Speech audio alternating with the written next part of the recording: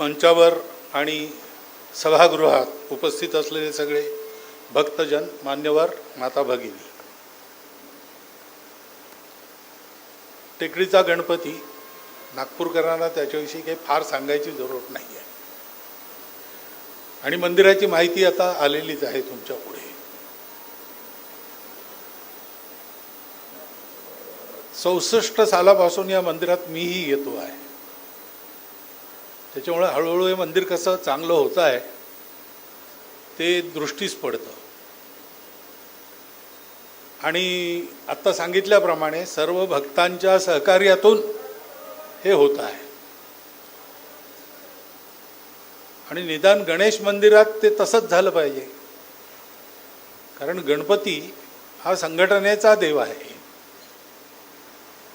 तो गणनायक आहे आणि संघटनेची प्रचंड ताकद त्याच्या ठाई एकवटली असल्यामुळे तो सुखकर्ता, दुःखहर्ता, सगळ्या विघ्नबाधांचा नाश करणारा, प्रत्येक कार्याच्या पूर्वी त्याची पूजा करून ते कार्य करावं अशा प्रकारचा एक शुभ आशीर्वाद सतत ज्याच्यामुळे असा देव आहे. त्या मंदिराच्या गर्भगृहाचं लोकार्पण आपण आज केलेलं आहे. गर्भगृह म्हणजे मंदिरातला सगळ्यातला आतला भाग. म्हणजे आपल्या चालू भाषेत बोलायचं झालं तर एखाद्या गोष्टीचं स्पिरिट काय आहे, हे स्पिरिट गर्भगृह आहे. गणेश देवतेचं पूजन त्याचं एक सगुण रूप आहे ज्याची आपण पूजा करतो, पण त्यात भाव कोणचा आहे? आत्ता अथर्वशीर्ष सगळ्यांनी म्हटलं असेल, ऐकलं असेल. त्याच्यात तो गणेश म्हणजे मूलाधार स्थितोसे नित्यम असं म्हटलं आहे. मूलाधारात चेतना असते जीवांची, त्याला आपण कुंडलिनी म्हणतो, आणि ते बोधस्वरूप आहे. म्हणजे ती एक जाणीव आहे. ती जाणीव प्रकर्षाने असेल माणसाच्या ठिकाणी तर त्याच्या व्यक्तिगत आयुष्याची उन्नती होतेच होते, पण सगळ्या जगाला त्याचा फायदा होतो.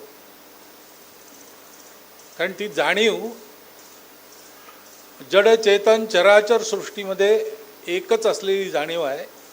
त्या जाणीवेतनंच सृष्टीची उत्पत्ती आहे आणि त्या जाणीवेतच सृष्टी विलीन होते. संघटनेची देवता, ती संघटन कोणत्या आधारावर करते? तर हा जो सर्वाठाई एकच बोध आहे, त्याला निरनिराळी नावं देतात विद्वान लोक. एकम सद विप्रहा बहुधा वदंती. कोणी ब्रह्म म्हणतात, कोणी निर्वाण म्हणतात, कोणी काही म्हणतात. पण मुळात आपला सर्वांचा जो एक युनिव्हर्सल कॉन्शियसनेस आहे,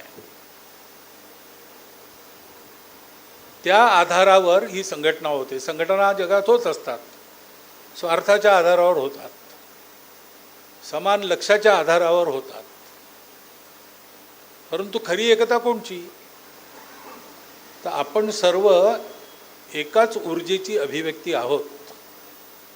हे कळल्यावर मनुष्य जसा वागतो एकमेकांशी, जगाशी, स्वतःशी सुद्धा, ते खरं वागणं असतं. त्याला आपल्या सामान्य भाषेत आम्ही आपलेपणा म्हणतो. आपल्याला आपलेपणा वाटतो. तो का वाटतो? फक्त आपल्या नातेवाईकांसोबत विषयी वाटतो असं नाही आहे.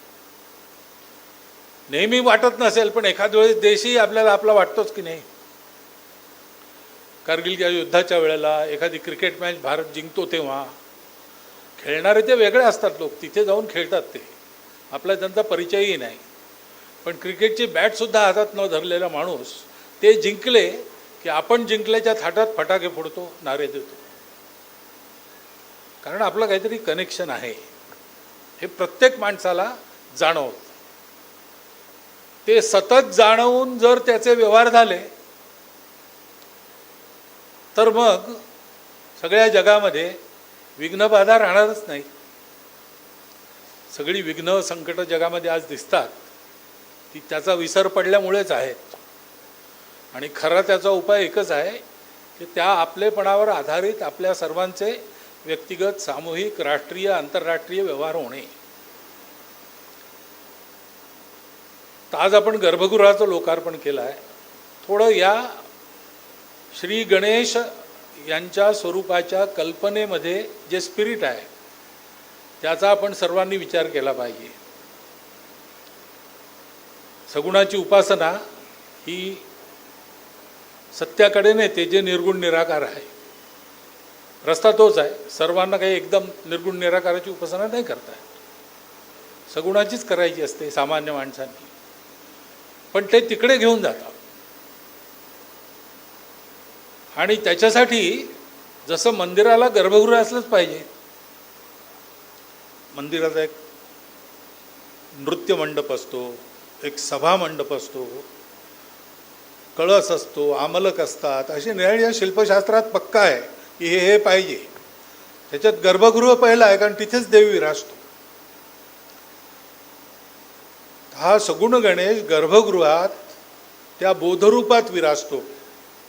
तसं आपल्याला त्या गणेशाची भक्ती करता करता संघटना खऱ्या अर्थाने उत्पन्न करणारी आणि त्या संघटित बळाच्या आधारावर सर्व मनोकामना पूर्ण करणारी, सर्व संकटांचं निवारण करणारी अशी ही जी चेतना आहे त्या चेतनेचं स्फुरण झालं पाहिजे. त्याचं स्मरण ठायी ठायी होत राहिलं पाहिजे. गणेशाच्या साधनेतून अशी अवस्था प्राप्त होते आणि त्याच्यामुळे श्री गणेशाची उपासना आपण सगळे करतो. उपासनेला कुठला तरी आधार लागतो, केंद्र पाहिजे. एक व्यक्ती उपासना करू शकतो स्वतःची, परंतु समाजाच्या स्वास्थ्याच्या दृष्टीने अशा उपासना चालल्या पाहिजेत म्हणून मंदिरं असतात.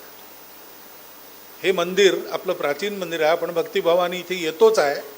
हा भक्तिभाव आपला व्यक्तिगत न राहता तो हे विश्वची माझे घर ऐशी जयाची मती स्थिर किंबहुना चराचर आपणची झाला असा जो बोध आहे त्या बोधापर्यंत त्याची यात्रा होऊन तो नीट सुफल सफल व्हावा. आजच्या या गर्भगृहाच्या लोकार्पणाच्या प्रसंगी आणि माझ्या मनात हे विचार आले, त्याच्यामुळे हीच शुभकामना सर्व गणेश भक्तांना मी देतो. माझ्यासहित सगळ्यांसाठीच ती शुभकामना आहे. त्यांनी सगळ्या विश्वाचं मंगल होणार आहे. तर आपली पूजा अर्चना भक्ती ही व्यक्तिगत केवळ नसून ती विश्वमांगल्याकरता आहे असा विचार करून सगळ्यांनी या प्रसंगाकडे पाहावं एवढी एक अनुरोध आपल्यासमोर ठेवतो आणि माझे 4 शब्द संपतो.